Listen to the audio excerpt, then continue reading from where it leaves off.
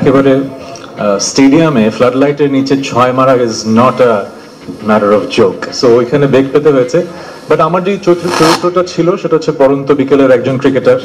আমাকে বলা হয়েছে ওজন পুট অন করতে হবে, একটু মোটা হতে হবে, দেখে যেন মনে হয় যে আমাকে টিম থেকে সরিয়ে এইরকম ইয়াং ব্লাড আমার জায়গা নিয়ে নিচ্ছে।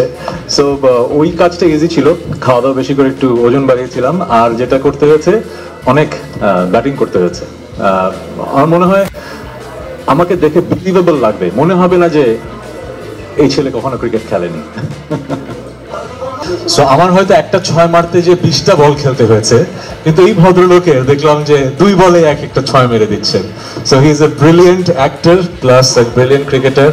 আমার সহশিল্পী ছিলেন মিম-মান্তাসা। মিম-মান্তাসার প্রথম কাজটাও ছিল আমার সাথে, কাজও আমার সহধর্মিণী হিসেবে উনি কাজ করেছেন। আমাদের কেমিস্ট্রিটা অসম্ভব লেয়ার্ড এবং অসম্ভব কমপ্লেক্স।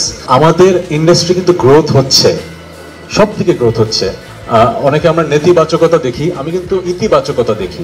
3 বছর আগেও কিন্তু বাংলা ফিল্ম নিয়ে এত কথা হতো না, এত চর্চা হতো না।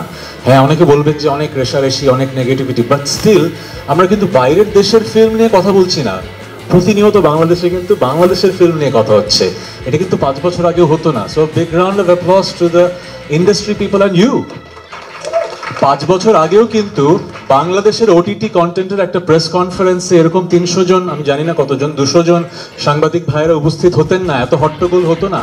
আমরা হয়তো একটু আগে বলছিলাম যে এত কেন হট্টগোল, but it's a good thing, তাই না? এটা গুড থিং না? হ্যাঁ ও বাবা, রাইট?